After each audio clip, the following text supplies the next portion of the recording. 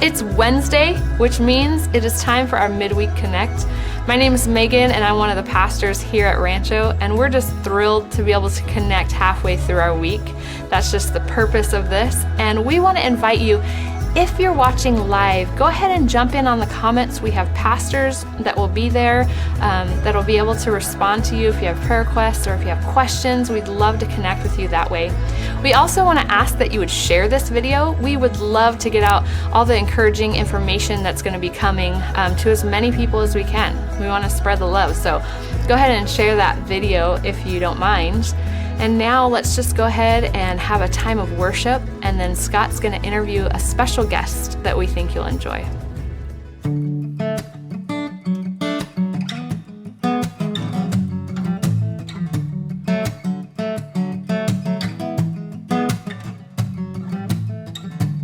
All the worries of this world, I will lay them at your feet. Surrender every anxious thought for perfect peace, your perfect peace. All the loved ones I will be, all my hopes and dreams and all my fears. I will choose to trust your name in everything.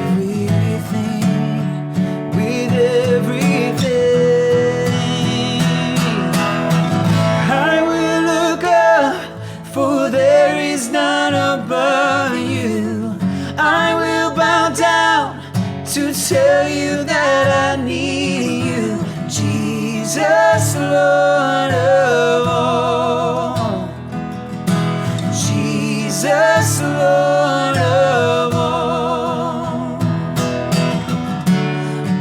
Take you at your word. Jesus, you have taken hold of me. Oh, my life is in your hands. You are my strength. You are my strength. I will look up, for there is none above you. I will bow down to tell you that I need you, Jesus, Lord of all. I will look back and see that you are faithful. I look ahead, believing you are able, Jesus, Lord of all, Jesus, Lord of all.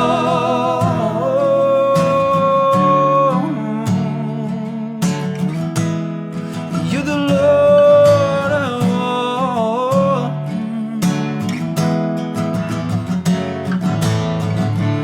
Prince of Peace, perfect healer. All my life, all my cares on you, King of Kings, mighty Savior.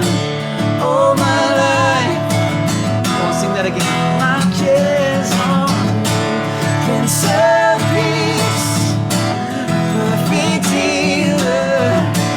All my life, all my cares on you, King of Kings, mighty Savior.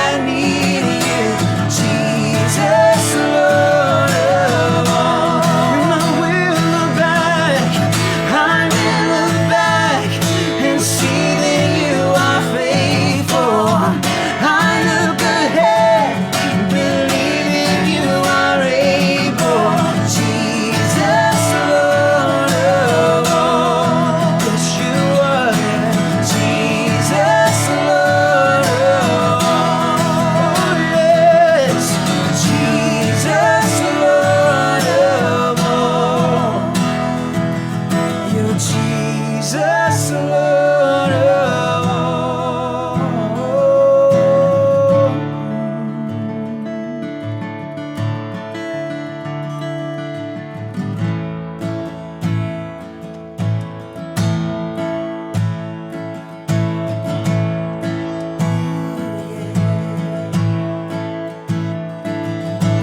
Grace that flows like a river, washing over me. Fount of heaven, love of Christ, overflowing me. Thank you, Jesus. You set me free. Oh, Christ, my Savior,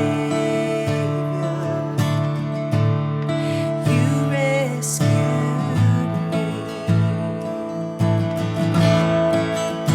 Come on. Take this life delivered, a vessel of your love. Holy now devoted to see your kingdom come. Thank you, Jesus. You set me free. Oh, you set me free. Christ, my Savior. You rescued me, and we thank you, Lord. Thank you, Jesus. You set me free. Oh, Christ, my Savior. You rescued me.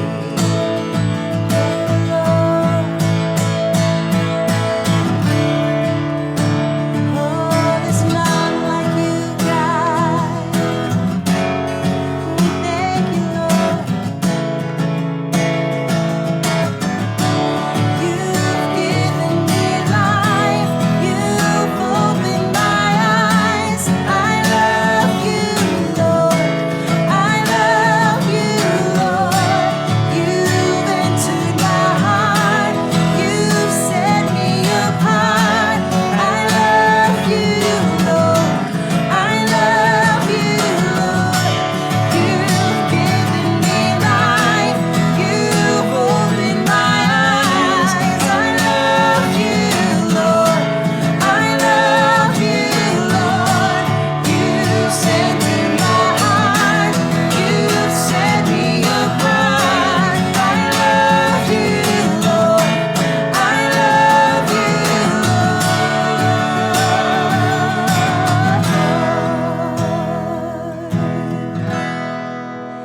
Thank you, Jesus.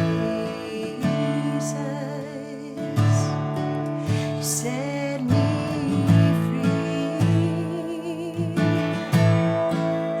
Christ, my Savior, you rescued me. Oh, you rescued me. Thank you, Jesus.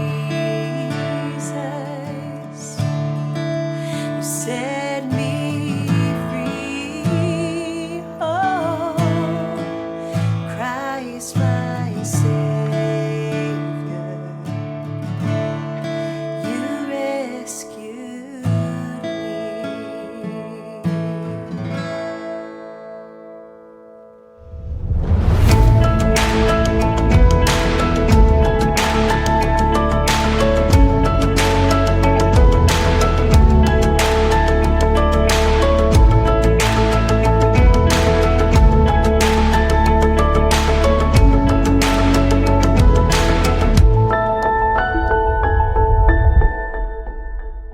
All right, so I'm here with Dave Lapointe with Lapointe Wealth Advisors, and Dave, you and Karen and the kids have been a great part of Rancho for quite some time now, and you've been just such a help in so many ways. And in particular, not too long ago, you were here on a Sunday morning and giving us some tips during our Life Plan series. And so you've been such a great friend at Rancho, and we sure appreciate it.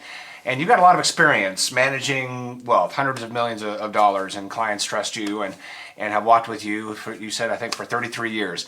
And so here we are in this crisis. It's unprecedented and fluid. Those are the two words I've heard more than anything else, unprecedented and fluid. So there are people that have, a decent amount of wealth. They have retirement, 401k, as the joke goes. It's now a 201k. I'm sure you've heard that a million times. Said it a million times. That's true. And they might be a little nervous or a lot nervous. What do you say to investors who maybe, have this nest egg, they have this retirement, and they're seeing losses right now? What do you say to them? Well, there's really three people they have to consider, three groups. It's speaking for broad brush, it's not going to affect everyone, but for the most part, you have those that are retired, which is a whole different animal. Those that are business owners, which are trying to make payroll, and that's a big problem if you're shutting your operations down. Yeah. And those that are trying to make their paychecks and just pay their bills. Right. So those are the three people. So the business owner is going to have some things that we can talk about a little later that the government's going to do to help them. The retiree is actually in the catbird seat. They might be the one that's most worried because they think, hey, I've already made my money, I can't afford to lose this. But they're actually in a position that they properly allocated their money, that they can, hate to use the word take advantage, but they're the ones that can actually say, okay, I can go and buy into this weakness. And the person that's really the most devastated by all of this is the person that's working paycheck to paycheck, not quite sure where they're, how they're going to pay their bills, how they're going to pay their mortgage. Those are the ones that are really being devastated by this, and that's the part that our heart goes out to them. And there's a few things they can do, but the first thing they got to make sure they do is don't panic. And that's so easier said than done, not to panic. If you're living paycheck to paycheck and you just got furloughed, they closed your restaurant or where you worked, or you're working from home and less hours, you're going to see the obvious reduction in income coming in on a weekly basis or monthly basis, however you're paid. That means you've got to scramble. Now, I'm preaching to the choir for those that are doing that. They already knew that. They're already scrambling. Yeah. But they got to scramble in ways that make sense. And that is, ironically, for the first time in a long time, I'll say you actually may want to use your credit cards. Because that is a temporary reduction. I mean, you can use that. It's all about cash flow. So if you use a credit card in this uncertain times, you have at least 30 days before you got to pay it. Okay? And the interest rates are high. I understand all that. But that only happens after the first 30 days. And again, it's an annualized rate. It's still a high rate of interest. I'll stress it again. Right. But if you need to pay your bills and get things done, this is the time to go into your credit. This is when credit should be used. You've got to do what you've got to do to survive. And there's also, the Community Mission of Hope is something that we run, and there are 3,000 people per week that are coming in and getting food. And there's no shame in that. And this is where, as the community reaches out, you've got your friends, you've got your family. You can maybe borrow a little bit, but don't be afraid to just get some help. We're doing drive-through food distribution. They don't have to come in, no intake, no nothing, just no case management. Just drive up, here's your food, and go. Wow. And so there's no shame in getting any kind of help you need, right? Especially if you're in that paycheck to paycheck category. For those who are business owners,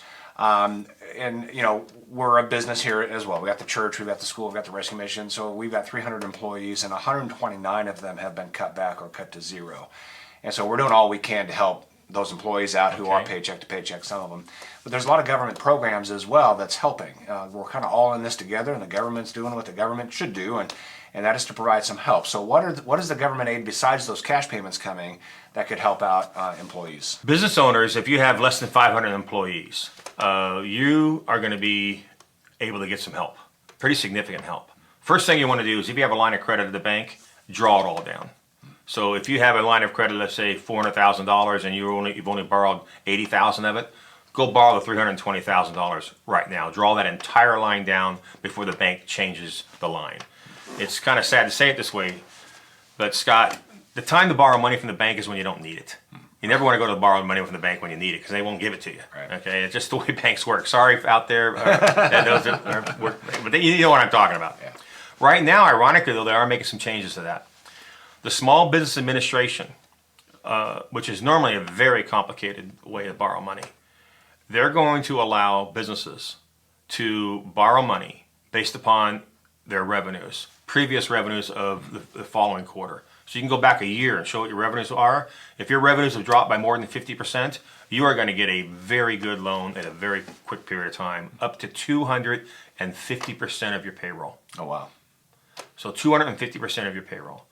And I believe starting this Friday, you'll be able to go into a bank, show your documentation for your number of employees you had, show the state income tax returns for how you made payroll, and they will give you that loan literally the same day. Wow.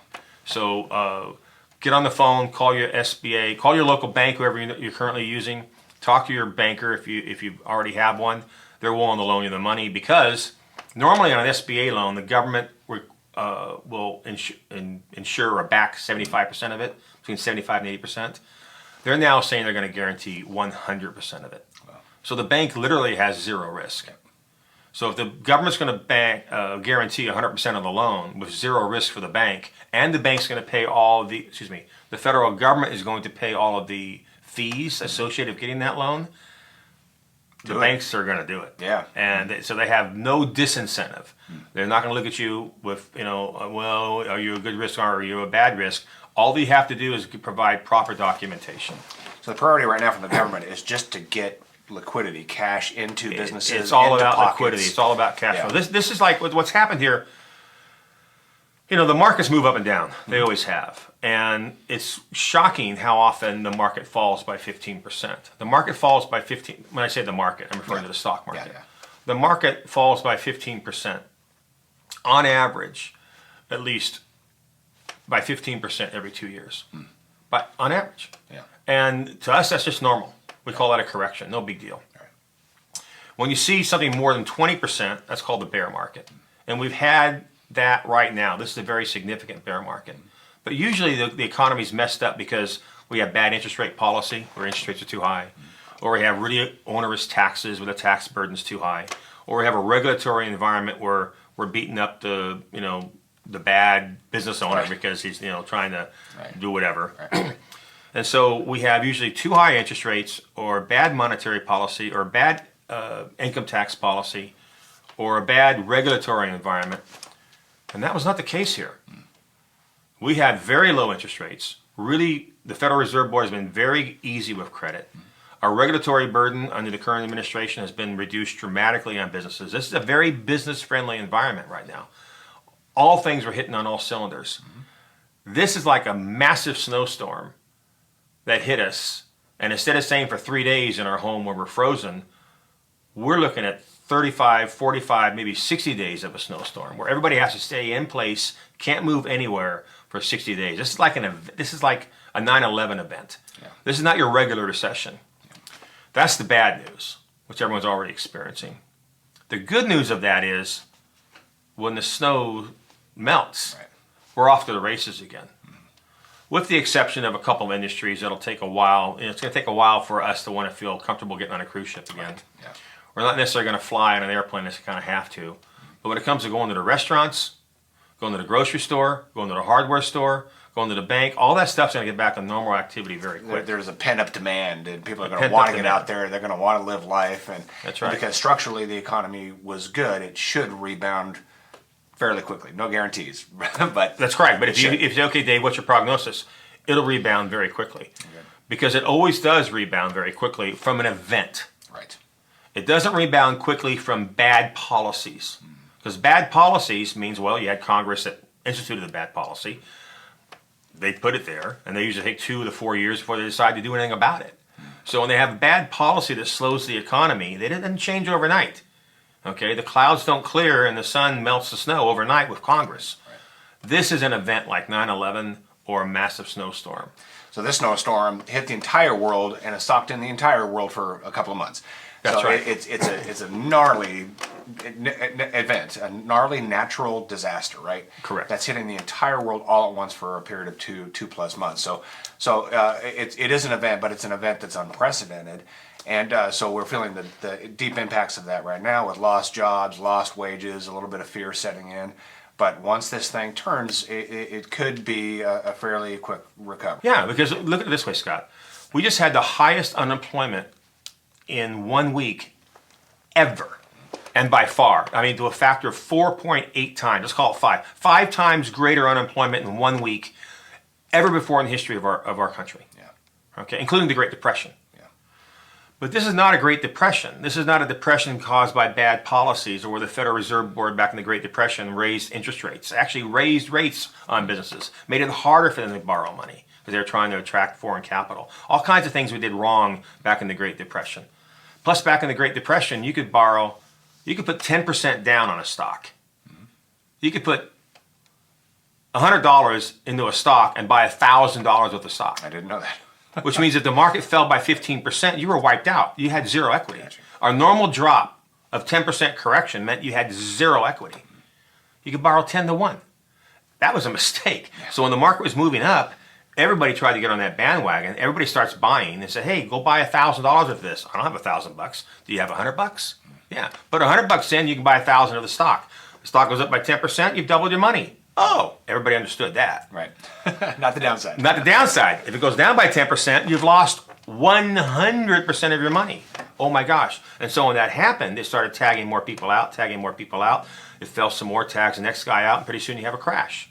And that should have bounced back, except the federal government did all kinds of things wrong. They raised interest rates instead of lowering them, because they thought that would attract foreign capital. And they added tariffs dramatically so that you only buy American, which meant, your customer can't afford to buy because you cut off all kinds of crazy things. So that's an example of bad policy that resulted in the Great Depression and just made prolonged that it. linger. Yeah, Absolutely. Exactly. So you're not seeing the bad policy. You're saying this is a massive event, an unprecedented event. So we're feeling the pain and the fear of that.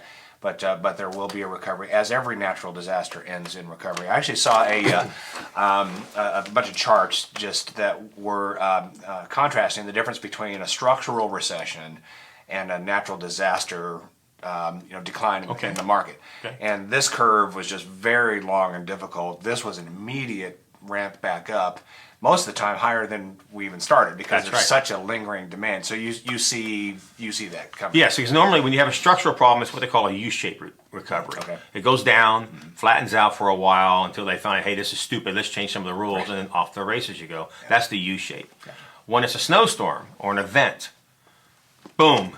Down and right up. What happened? Okay, then you ask yourself, okay, but are we still buying hamburgers? Are we still going to the grocery store? Yeah. Oh, off you go. Gotcha. Now, what's happening right now, think of it like a piece of rental property. If you have a rental, let's say you have a rental property, let's use an arbitrary number. Let's use a $500,000 house that you rented, and you're earning $2,500 a month in rents. Well, that's $30,000 a year. Now, let's say that person lost their job and they can't pay you, and you can't kick them out, nor do you want to kick them out necessarily. So there's 6 months of no income. So instead of having $30,000 of income for the year, you as a rental property owner, the landlord, are going to see income of $15,000 for the year. All right. Now, if that $15,000 stayed that way, if all you could ever get was $15,000 a year, or $1,250 a month for the rest of the time frame, I guess your $500,000 home is now only worth $250,000. Because you look at the cash flow. But if you know that in 6 month time you're back to $2,000 to $2,500 a month again, why would you ever take your $500,000 home and discount it to $250,000? Why would you discount the value of your home by half because your cash flow got cut in half? Right. For the moment. Yeah. You would do that if it was a permanent cash flow reduction. Right. But if it's a temporary cash flow reduction, you would never do that. It's almost like saying, hey, it's a rainy day. Let's turn off our water on our lawn forever. Okay? Well, when the sun comes out, it's going to be warm and it's going to need that moisture. No. We had a rainy day. I'm going to shut it off forever. And I give that analogy because people are literally, and Wall Street's no different, they're panicking. They are selling Microsoft at a 20% discount. They're selling some of the biggest companies in the world at 30% discounts. Facebook, which nobody's ever walked into unless you actually work at Facebook. Right. They aren't being shuttered. They aren't seeing less people driving up to the Facebook window. They're not seeing less people ordering takeout from the Facebook window. They're not seeing less people staying at the hotel with Facebook because they don't exist. Facebook is down 35%. Makes no sense. Makes no sense. Well, it does in a way. It doesn't make sense at all, but it does for this reason. When the average person says, we're losing money, there's the first problem. If you don't understand why you're making money in the first place, you should never be invested. Because if you don't understand why things are going up, you have no idea what to look for that can cause things to go down. And so unfortunately, many of us will invest in our 401k plan and we'll say, well, I've got all these choices, 80 choices, and they don't know what to do. So they see a thing called the S&P 500. What's that? It's the broad market. It owns 500 companies. So guess what they do? They buy it. The S&P 500 is going to own Apple. It's going to own Amazon. It's going to own Google. It's going to own Coca-Cola. On and on and on. Now, if there's a problem with China, and this is how it all started, and you've got a factory shut down in China, which can no longer make the chip for Apple, Apple's got a problem. That's true. So if you hear that and you worry about that and you say, well, how am I affected with Apple? Well, you own it in the S&P 500. Scott, we probably got to sell our S&P 500 fund. You push the button to sell it. How many stocks did you sell, Scott? 505. There's actually 505 stocks in the S&P 500. Wait a minute, the problem was with Apple, not Johnson & Johnson. The problem was with Apple, not Coca-Cola. The problem was with Apple, not Kraft cheese. The problem was with Apple, not, go on and on and on. Didn't matter. When you push the sell button, Sell them all. you sell them all. And that put in a sell order in for all of them. That's why you see the broad market going down, because people are panicking saying sell, sell, sell. And that's where the expression of throwing the baby with the bathwater comes out. So that's what's happening. They're throwing it all out. Gotcha. Some of those companies deserve to be hurt. I don't mean no one deserves to be hurt, but I mean, but it makes sense why they would be hurt during that. right. Let's say I drove up to In-N-Out Burger, and In-N-Out Burger only has fresh food. They don't have any freezers, it's only a refrigerator. And for some reason, let's say the trucks broke down. Hypothetical example. And you pull up and say, you know what, our truck broke down. We don't have any frozen product. We can't give you a burger today. Oh, all right. You drive through there and you go to Burger King or McDonald's or Wendy's or wherever. But you don't go back to In-N-Out Burger the next day and order 2 hamburgers. So that revenue for In-N-Out Burger was lost forever. Forever, not coming back. Right. But somebody else benefited because I didn't buy that one. I bought somebody else's.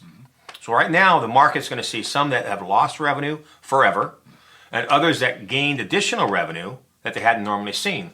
Like Procter & Gamble right now is selling toilet paper, which is, what's up with that? I don't know what's up with that. I have no idea. I mean, that'll be the great mystery of this whole thing. Is Yeah. why people rushed and got by toilet paper. I know. If you had to, take a shower, folks. I mean, I don't get it. But ironically, Procter & Gamble stock is down right now because we are forecasting in the future that their third quarter revenue will be down. Why? Because they've had record first quarter revenue. Okay? Yeah, you don't need that much toilet You don't paper. need that much toilet paper. So the market's trying to be forward looking. Yeah. And so going back to that analogy, those that lost revenue, okay, that's lost. But what about those that are delayed? Right. Okay, if you didn't buy a truck, you want to buy a Ford F-150, and you can't, the color you want on the lot isn't there because the factory doesn't have the part for the transmission, therefore the car wasn't built. You don't drive, if you wanted a Ford F-150, you don't go across the street and buy a Chevy. Or if you wanted a Chevy, you don't go across the street and buy a Ford. You'll wait the 6 weeks or 8 weeks for that part to be put in the car, that car to be completed, delivered, and then you'll buy it. That's sales delayed. So there's a tremendous amount of sales that will be delayed. And most of the companies in the S&P 500 are providing you products that you will delay in purchasing. Gotcha. So they're going to see a big rebound. Yeah. Unfortunately, people that are getting hurt the most are sales that won't recover. And that, unfortunately, is the man on the street that's got a restaurant. Right. Okay? And it's the small companies in America that really are the backbone of the United States. And that's why it's so important to keep tax policies low. Because if you can keep entrepreneurs that are really out there working hard, putting in the long 12-hour, 14-hour days to provide that hamburger or that restaurant or that widget, whatever it is, for you, that's where most of the jobs really come from. Well, it is nice that there is government help that's coming for the small business owner, and there's community help. I mean, we're definitely seeing people rallying together to help people out, particularly Absolutely. who've lost their jobs or have cut hours. And I think we're going to be a better country emerging from this. We're going to be a better community. We're going to be more compassionate, more connected, and better days are to come. So you would say to people who are panicking, what? Let me recap. That if you're panicking, and I don't mean to sound cute, I'm not trying to minimize this, but if you are forced to sell because you have to have that money to make your rent, that's unfortunate that you were living that close in the first place. Okay, you never should be in a situation where you have to sell something to pay your rent. But that happens, unfortunately. That's reality. But if you don't have to sell, I'm not trying to be cute. Those are somebody else's prices. Right. The bad prices we're seeing today are for those that have to sell. If you had to sell your home in 2008, 2009, you sold it at a reduction. If you didn't have to sell your house in 08 or 09, that was somebody else's price. That was somebody else that saw a big reduction. And the problem is with the market, we always give you your price every day. Nobody tells you what your house is worth every day. So those of us that didn't panic with our homes in 08, 09 saw it all come back and then some.